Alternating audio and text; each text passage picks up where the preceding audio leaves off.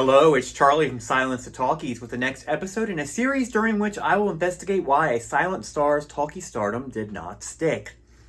This episode will focus on the great Olga Baklanova, one of the biggest stars at Paramount in the late 1920s, who only made a handful of talkies before returning to the stage in the 1930s. Mostly. One of her talkies, the infamous cult classic from 1932, Freaks, has come to be one of the one film people remember her for, but Olga's career was much more comprehensive and proved that she was a highly intelligent and talented performer who was very versatile and able to adapt to the changing times. I'll admit, my first knowledge of Olga came from William K. Everson's Classics of Horror Film, which contains an article on Freaks and many other classic horror films. I highly recommend it as an introduction to several greats. It piqued my interest enough for me to watch Freaks on TCM one night in high school. The experience of seeing the movie for the first time has never left my memory, and one of the major reasons for that was the performance of Olga. Her Cleopatra was so deplorable, so evil, so horrible that I was all but audibly cheering when she met her demise at the vengeful hands of the circus performers that she had wronged. It took an actress with an enormous amount of talent to move me so much. Unfortunately, I did not get a chance to see any of Olga's other films back then. When I began my research for this project, I immediately thought back to her performance that had never left my mind, and was excited to see what else such a talented actress did during her career. Early on in my research, when I was making an episode on Betty Compson, please see that if you haven't already, I watched the 1928 masterpiece, The Docks of New York, and was especially captivated by Olga's performance as Lou, a truly interesting character. Upon completing more research on Olga, I have not been disappointed in what I have discovered and cannot wait to share it with you. Olga made 9 talkies between 1929 and 1933 before returning to the stage and briefly returning for one more movie in 1943. The commonly accepted truth of Olga's career was that she failed in the talkies due to her heavy Russian accent, but as usual, there is more to the story, so please stay with me as I find the real truth behind why Olga's talkie career was not more successful. Keep in mind, before and after her talkie career, she was a successful Broadway performer. So, how was her voice unsuitable for talking pictures but suitable for the stage? Let's find out together. As usual, I will go back to the beginning. Olga was born in 1893 in Moscow, Russia, to Vladimir and Alexandra Baklanov. According to Olga's biographer, L. Paul Meinberg, Alexandra had given up her own acting career to marry and raise Olga and her 5 siblings. Olga apparently caught the acting bug at an early age after seeing a theatrical performance at age 10. After completing her classical education, Olga competed with 400 other potential students to get one of 3 spots in the Moscow Art Theater's apprentice program in 1912, which she did. Upon acceptance, Olga began to study the method under Stanislavski himself, and when she wasn't working with the theater, she was making freelance short films on the side in Crimea during the summers, apparently without the consent of her famous acting teacher. Let me adjust my microphone a bit here real quick. All right, thank you. While some of these films were documented on IMDb, there isn't much information available. What we do know is that during Olga's apprenticeship with the MAT in the 19-teens, she not only got to study under Stanislavski alongside Maria Ospinskaya and Richard Boleslavsky, but she also got to gain valuable experience acting in plays by Chekhov, Ibsen, Shakespeare, and Dickens, all staged at the Moscow Art Theater. However, as her career was flourishing in 1917, revolution was breaking out.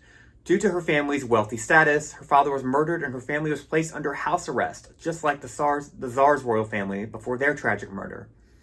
Upon release, Olga learned to live under Lenin's new Soviet regime, and fortunately for her and her colleagues, the MAT was supported by the Soviet government, at least at that time.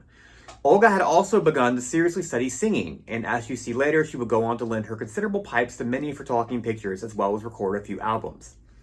She also appeared in leading roles in 5 major MAT productions between 1920 and 1925, and was awarded the Worth Artist of the Republic Award in 1925, the highest honor that could be bestowed on an actor in the Soviet Union. Olga had also begun rehearsing for plays and musicals that the MAT was planning to take on a Western tour, including the title role in Lysistrata, Aristophanes' classic Greek comedy about a woman that leads the other women in her community in a sex strike until their husbands put an end to war. After the MAT tour went through Europe, Olga made her Broadway debut in 1925 in Lysistrata, before appearing in it and other plays on Broadway and on tour throughout the U.S. One such play was Carmencita and the Soldier, which got her rave reviews. The Boston Globe said, Olga Baclanova has the extraordinary imaginative intensity and personal magnetism that separate the great from the ordinarily good. Vanity Fair called her probably the most magnetic actress to appear on Broadway in years. According to Charlie Connolly at the New European, Olga stayed in America when the MIT group returned to the USSR due to her successes. She was given permission to keep working in the States and ended up appearing in the play The Miracle on tour. It reached Los Angeles and was a hit. The Los Angeles Daily News said, Mademoiselle Baclanova was a never-ending source of anticipatory pleasure, her acting running the gamut of human emotions with all the ease and feelings of the profound student of human nature. The success led to Olga making her film debut in a bit part in the 1927 Norma Talmadge vehicle, The Dove. Whatever her part was, it must have been memorable for both Olga and Hollywood, because she decided to stay and shift her acting from theater to film full-time.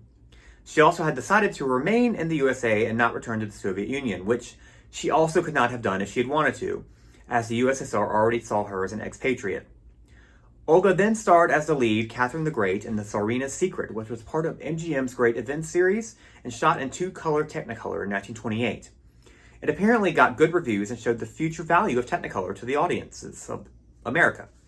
Olga was soon given her first featured supporting part in a film, that of Baroness Hilda in the Pola Negri Paramount vehicle Three Sinners, also released in 1928, which got her good notices.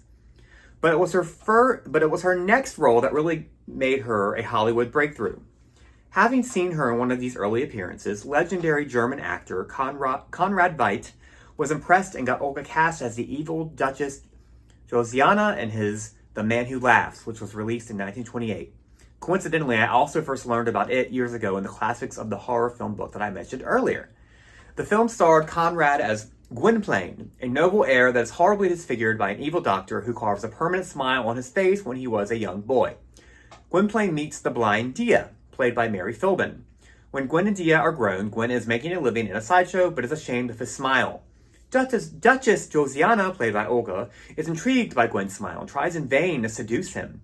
Once she finds out that he is a rich heir, she plots even more. Olga's Josiana simply oozed with sin. Check out this first scene in which she is enticing her butler to give her the latest gossip that she can use for her own agenda. Using only her eyes, which I will come back to later, and her smile, Olga conveys evil effortlessly for the camera. She takes the character even further in this next scene, which shows her seduction of Gwen. While Gwen is used to most people being repulsed by his disfigurement, Josiana's fascination is a bizarre, sensual one. You can tell just from Olga's acting that her character is simultaneously repulsed but intrigued by Gwen's permanent smile. Using only her eyes in the scene, Olga conveys all these feelings and more. While the film itself got mixed reviews, Olga got raves. Variety said, Olga Baclanova, in a role of color and vitality, has an interesting blonde personality. Olga's career had really taken off and she was soon cast as 2 leads in 2 Paramount films, both released in 1928, Street of Sin and Forgotten Faces, both of which got her excellent notices and are unfortunately lost. Street of Sin, which co-starred Emil Jannings, saw Olga as the promiscuous Annie, who is the live-in girlfriend of the burglar Baskerville, played by Jannings. According to her biographer, L. Paul Meinberg, Olga got the rave reviews for Street of Sin. While I cannot find the reviews myself, I did find the New York Times review that did not react favorably to Jannings' performance. Apparently, since Olga had been better than him and gotten better reviews, Jannings refused to work with her ever again, which I'm sure was no loss to Olga because he turned out later to be a Nazi. Enough about him. Forgotten Faces saw Olga as another villainess, Lily, who was trying to get her hands on the daughter that her husband, played by Clive Brook, gave up for adoption after he was arrested for killing Lily's lover. Since the daughter is adopted by a wealthy couple, Lily pulls out all stops to try to get at her daughter's money. The New York Times said that Olga gave a good interpretation of her part. Due to her success in Street of Sin and Forgotten Faces, Olga was cast in what was usually referred to as her finest hour as an actress on film, the role of Lou in Joseph von Sternberg's 1928 The Docks of New York. Stay with me for Olga Part 2, where we will begin with The Docks of New York. Thank you.